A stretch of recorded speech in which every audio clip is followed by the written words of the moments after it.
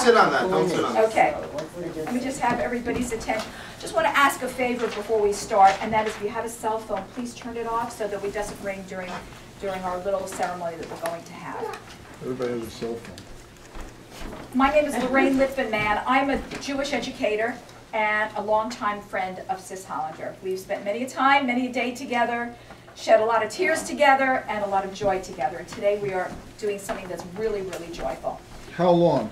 How long have we known each other? Or how long have you known each other? How long have we known each other? 40 years, okay? No. We'll tell you later. Yeah, we'll tell you the story later. We met through our We'll give you the guts of McGill later. All right? We're here for the baby naming of Dylan Jade Fink. And we're assembled this day in a wonderful festive mood to greet a new daughter in Israel.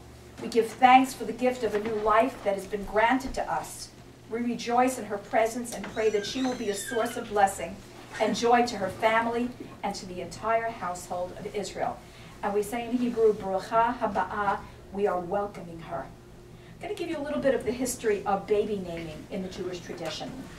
Baby naming ceremonies for Jewish girls is relatively new. New phenomenon for American Jews. In most places in the world, they don't even do what we're doing right now. Basically, it can be held anywhere, at home, in a synagogue, anytime from the time that a baby is a week old to a year old, or in this case, a year and a month. Okay, we broke the rules. Okay.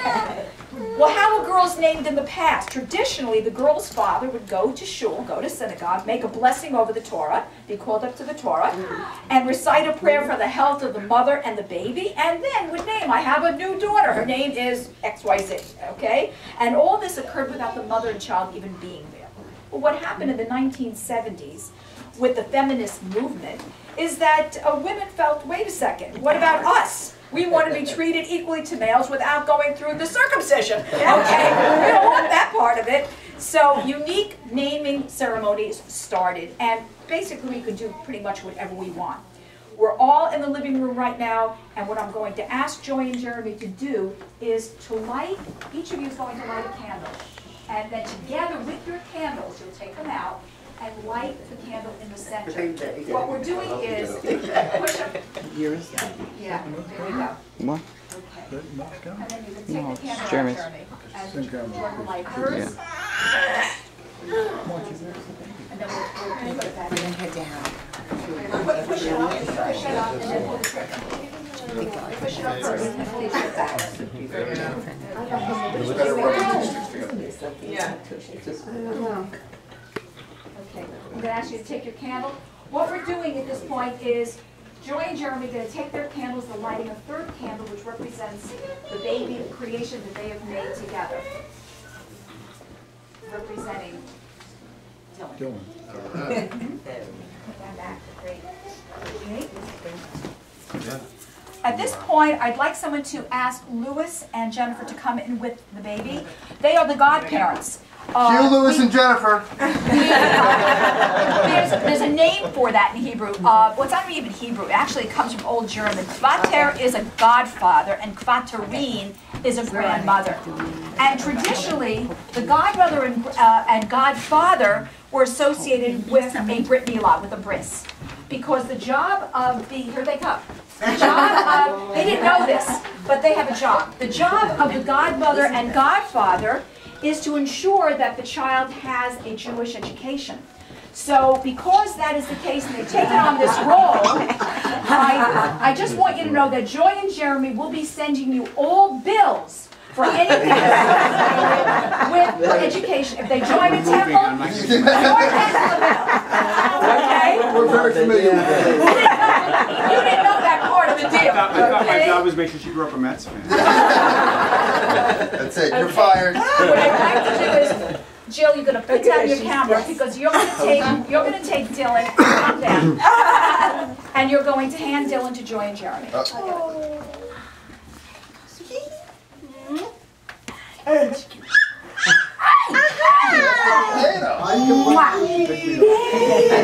Mommy, Daddy, love you. Okay. Yeah? One more? Okay. going to do candles, is, huh? I'm going to tell you a little bit about where the names come from.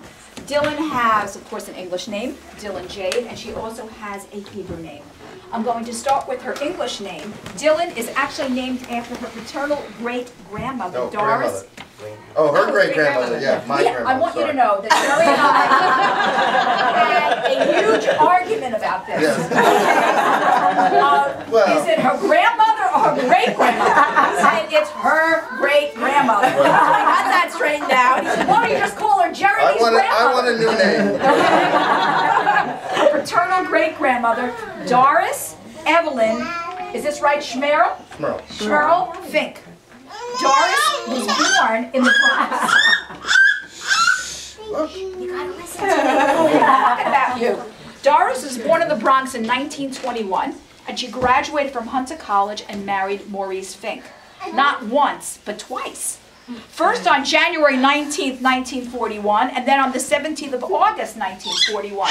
And we don't understand why this happened, but if you want to check, we'll check with Bob to understand what's going on here, that these people got married twice. It seems to be a Fink tradition that they don't marry once, they marry twice, because Bob and Margie also got married twice. So, for more information about that, check with Bob and Margie after this is over. Doris was really the foundation of the Fink family. She was known for her famous breakfast, which Jeremy told me was lox, eggs, and onions.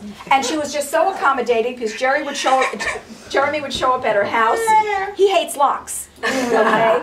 And she would just make him anything that he wanted. Always accommodating. He doesn't like lox, she makes him something else. Well, Doris had 5 boys, 5 sons, and was a grandma to 15 children.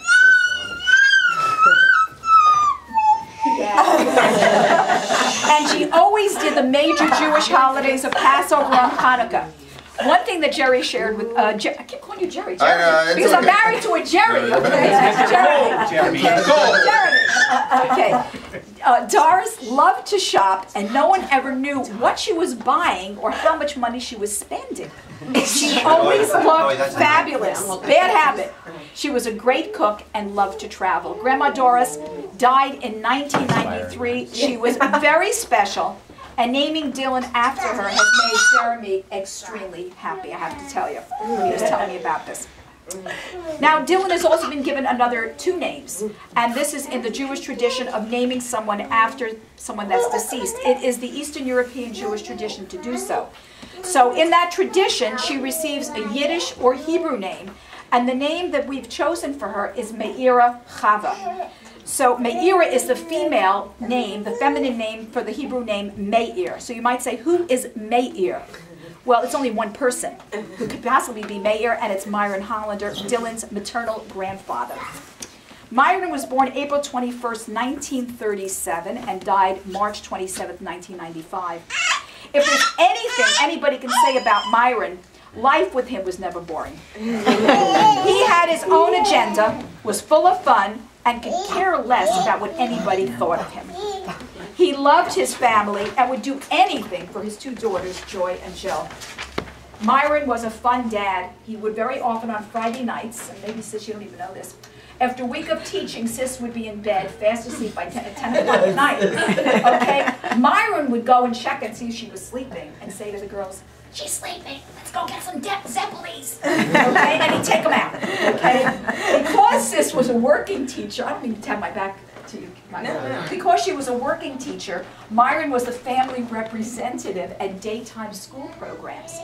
He always came with his camera and made his way up to the front of the auditorium, never failing to embarrass his children, make a lot of noise. Whether it was wearing a crazy hat on the field during Joy's cheerleading practice, or running out in the middle of a snowstorm to buy a record with the Do Run Run song that they loved, Myron would do anything to make his children laugh and love life. He was highly intelligent and had very strong values and beliefs. And as Rabbi Skolnick said at Myron's funeral, I will never forget this, get ready, God, Myron is coming. And he's still making tumult up there, believe me, with my late husband. Okay, Dylan's middle name in Hebrew is Hava, which is the exact name of your mom, Sis.